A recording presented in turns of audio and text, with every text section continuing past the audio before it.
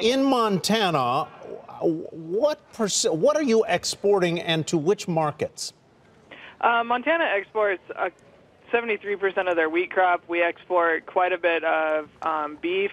And in terms of our wheat crop, the bulk of it heads to the Pacific Rim. China is actually our #6 customer for our total exports.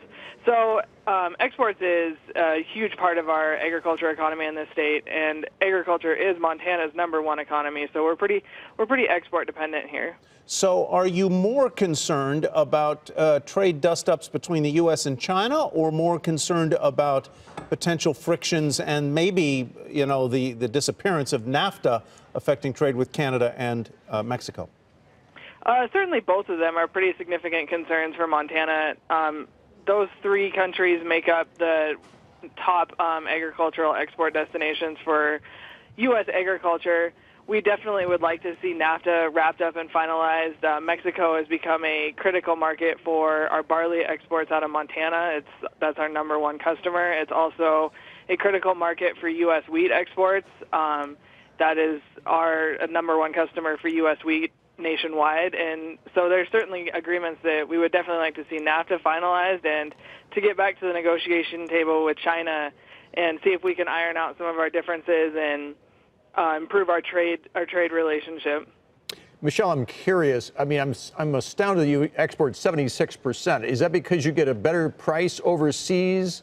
Is demand not that strong in the U.S.? Are you able to shift where you send the grain if prices become, the tariffs become too onerous going overseas?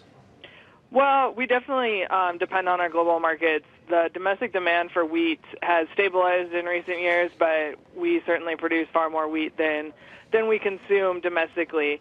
And we have long depended on export markets to ship our high-quality grain. We make the quality of grain that is not seen in large amounts on the global market, and our export customers have come to depend on the quality that we're able to produce, and we're certainly happy to provide it for them. It often provides us with a premium on the market. What would you tell the president if you had the opportunity to speak to him? I would say, Mr. President, we are in agriculture have been satisfied and pleased with your efforts to get done tax reform and some of the regulatory rollbacks. Those have been essential for the agricultural economy, but we would certainly like to see us get back to the negotiating table, finalize NAFTA, pursue new trade agreements, and open up some more global markets for agriculture across the nation and in Montana specifically, and to back away from some of the tariffs and some of the more risky policies for our agricultural economics. Michelle, assuming that we're in this for a while and maybe even escalates this trade tension, tit for tat, whatever you want to call it, what are you going to do? Well, if we're going to keep farming here and, and keep playing a long game and, market when we can, market when there's spikes in the market, and try and adapt our businesses to the current situation, whether it's economics or political or trade, how that shakes out.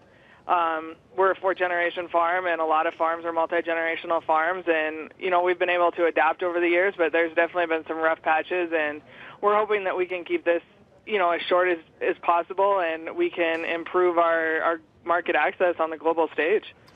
Montana was a heavily Trump state. Most of the counties went his direction by significant amounts. I don't mean to lead you into an area that is overtly political, but do you think that his support would be affected by these trade skirmishes?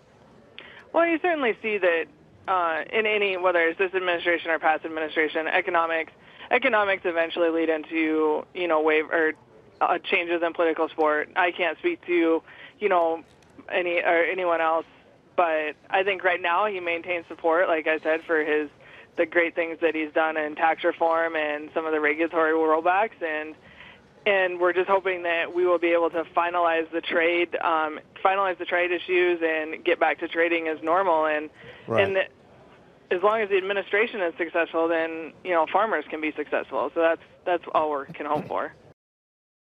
Hey there, thanks for checking out CNBC on YouTube. Be sure to subscribe to stay up to date on all of the day's biggest stories. You can also click on any of the videos around me to watch the latest from CNBC. Thanks for watching.